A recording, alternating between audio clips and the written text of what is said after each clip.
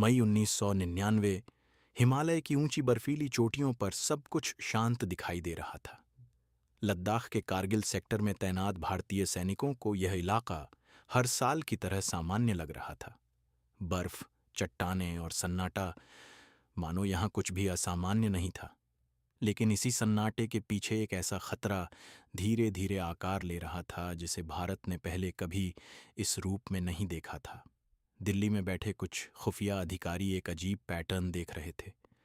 सीमा पार से आने वाली रेडियो बातचीत, पहाड़ी इलाकों में अचानक बढ़ती गतिविधियां और कुछ ऐसी सूचनाएं जो सामान्य नहीं थीं।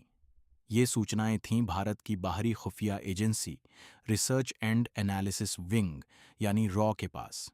लेकिन उस समय तक किसी को यह अंदाजा नहीं था कि आने वाले कुछ हफ्तों में यह सूचना भारत के इतिहास की सबसे खतरनाक सैन्य चुनौतियों में बदलने वाली है। सर्दियों में कारगिल की कई चौकियां बेहद दुर्गम हो जाती थीं।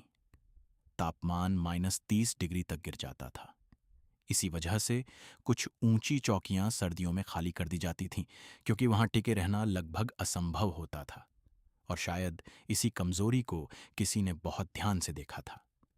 1998 के अंत और 1999 की शुरुआत में रॉ के कुछ स्रोतों ने संकेत देना शुरू किया कि पाकिस्तान की सेना और कुछ विशेष इकाइयां नियंत्रण रेखा के पास असामान्य गतिविधियां कर रही हैं। पहले पहले यह सूचना बिखरी हुई थी। कभी किसी रेडियो संदेश से संकेत मिलता, कभी सीमा पार से आने जाने वाले लोगों से खबर मिलती और कभी उपग्रह तस्वीरों में हलचल दिखाई देती। लेकिन खुफिया दुनिया में हर सूचना तुरंत खतरे में नहीं बदलती, क्योंकि कई बार ऐसी गतिविधियां सिर्फ सैन्य अभ्यास भी हो सकती हैं। इसलिए सवाल यह था, क्या यह सिर्फ सामान्य गतिविधि थी या इसके पीछे कोई